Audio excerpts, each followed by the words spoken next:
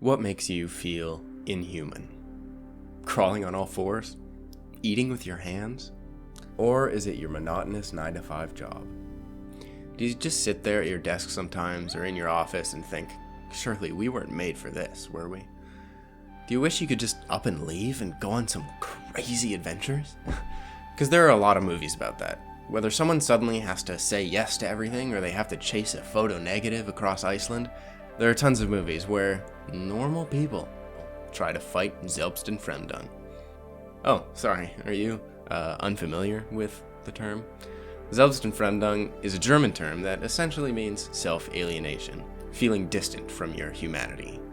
Karl Marx wrote about a certain kind of alienation that was a consequence of industrial society, where workers become alienated from being human because they get reduced to a mechanistic part of the system, rather than, a human being. Kind of like how all those people feel in those movies. This might sound crazy, but I would imagine that one situation that could illustrate self-alienation pretty well would be getting physically turned into an animal.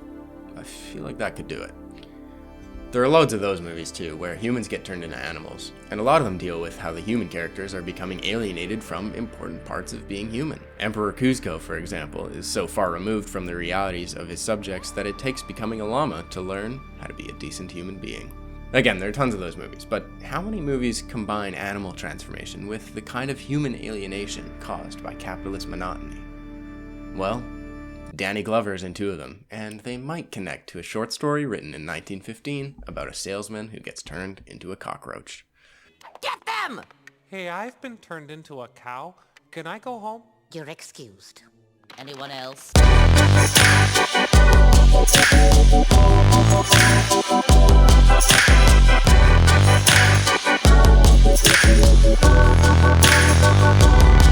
One day, a guy named Gregor wakes up in bed and realizes that he's been transformed into a giant bug, which is a problem because now he can't go to work and make money for his family.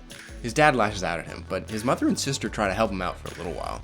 Gregor realizes that he doesn't like human food anymore and prefers rotten scraps and old cheese, and he likes living under the bed and does all these bug things. Eventually his family all get jobs of their own, and Gregor just becomes a burden locked up that they don't really talk about. Gregor's dad throws an apple into Gregor's bug body, and Gregor kind of just decides to leave it there and let the wound slowly kill him because he's so depressed that his family doesn't want him anymore. Free from the burden, his family happily move houses and prepare for his sister to find a nice husband. That's a short story of the Metamorphosis written by Franz Kafka in 1915. An early 20th century example of a human transforming into an animal story. Gregor Samsa is a model employee. He's not missed a day of work in his life, and his family depends on him as the sole breadwinner of the household, which he excels at. As soon as he turns into a bug, though, his family and coworkers reject him completely. When I was reading the story for English class last semester, I couldn't help but think of a reversal of these actions in Boots Riley's Sorry to Bother You. Disclaimer. I generally don't believe in spoilers for most movies, especially in the context of a video essay like this, but I want to make it clear that Sorry to Bother You needs to be watched going in cold.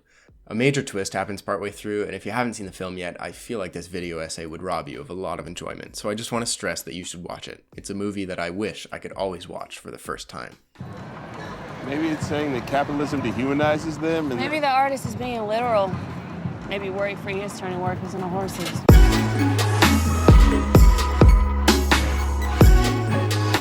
In this film, a similar horrific transformation takes place.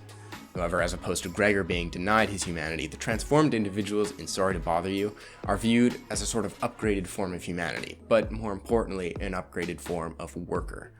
Both transformations are terrifying. For Samsa, because he has been so alienated from his humanity that the principal concern for him is not that he is literally an insect, but that he can't make money anymore.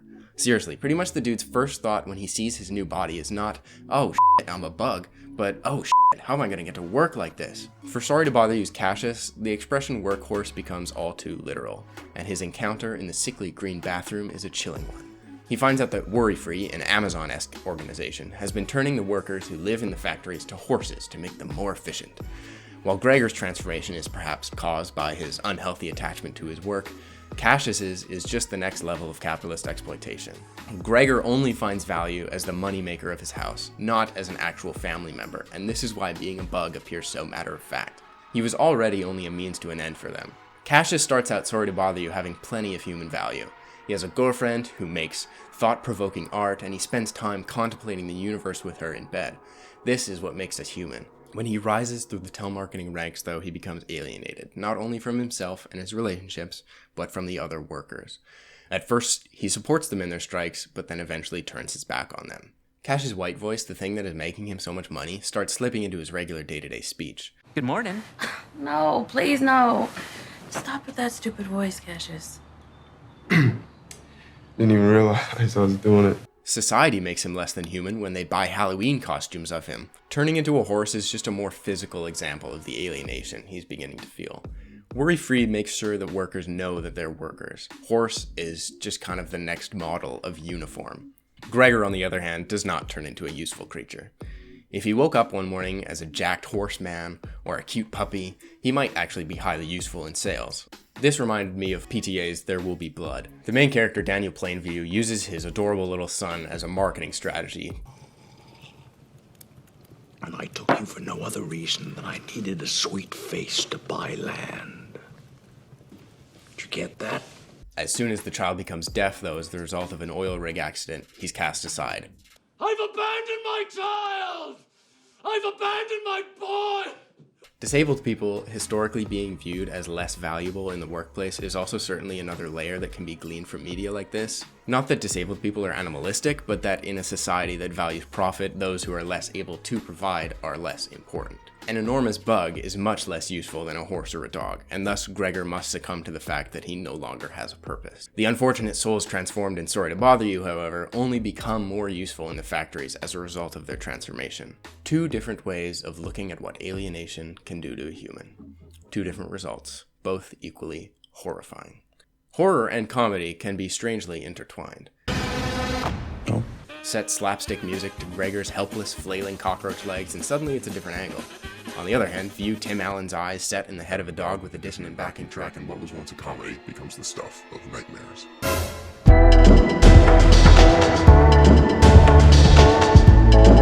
2006's The Shaggy Dog is a remake of a 1959 film of the same name. Tim Allen plays Dave Douglas, a lawyer hoping to get promoted to district attorney. He is bitten by a supernaturally ancient dog, however, and finds that he now turns into a dog when he gets excited or does dog-like things, such as chasing after a stick. Hijinks ensue, and he stumbles onto the plot of illegal animal testing led by a scientist played by, believe it or not, Robert Downey Jr. We've all seen the deadbeat dad trope hundreds of times, and we've seen Tim Allen as the dad at least 5 times. We know how it goes. All my dad cares about is having a son who's a good football player. I can't believe you think that. Dad doesn't spend enough time with the kids, something quirky happens, and they learn to love their kids for who they are. The Shaggy Dog, though, explores human alienation, just like we've been talking about. First, I want to make something clear. Do I think that The Shaggy Dog 2006, starring Tim Allen, Robert Downey Jr., Danny Glover, and the kid from Cat in the Hat, with a 26% on Rotten Tomatoes and a 1.7 on Letterboxd, is a sophisticated critique of the capitalist industrial system? No. But this is why we love film analysis. Dave Douglas spends way too much time at work. He is focused on that next big promotion, and the scientists over at Grant and Strickland are focused on the money they can make with the ancient dog's DNA, which they captured from a remote Tibetan village with an army of SWAT. Is The Shaggy Dog also a critique on American imperialism? Profit and promotion in the industrial world are more important than anything, but when Tim Allen turns into a dog, he realizes that, wow, he does care about his kids. He's so focused on making money and being promoted that he would rather defend an evil scientist than spend time with his family. It is poignant that Douglas begins the film prosecuting a man who attempted to burn down the science lab, and in the end, Douglas causes even more damage to it. By seeing through the eyes of a dog, he sees, for the first time, as a human. These 3 tales of transformation are different. They have different meanings behind the transformations, but overall, the animal transformations discussed here today all serve to represent a literal form of alienation from what Marx called their Gattungswesen, or species essence. In the Metamorphosis, Gregor's transformation renders him useless, exposing how the never-ending desire for capital has left him without a true human purpose. In The Shaggy Dog, it takes a transformation to stop a transformation. Becoming a dog helps Dave realize that as a human, he is becoming someone unrecognizably inhuman. In Sorry to Bother You, the workers are transformed, but they become more trapped in the machine.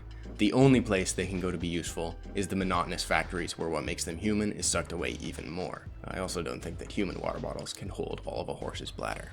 I also doubt that it's a coincidence that the serum that transforms workers into horses resembles cocaine, something that many people, disproportionately POC, are serving obscene amounts of time for in the US, eventually becoming literal slaves working in prisons thanks to that little footnote in the 13th Amendment. Talk about alienation, right?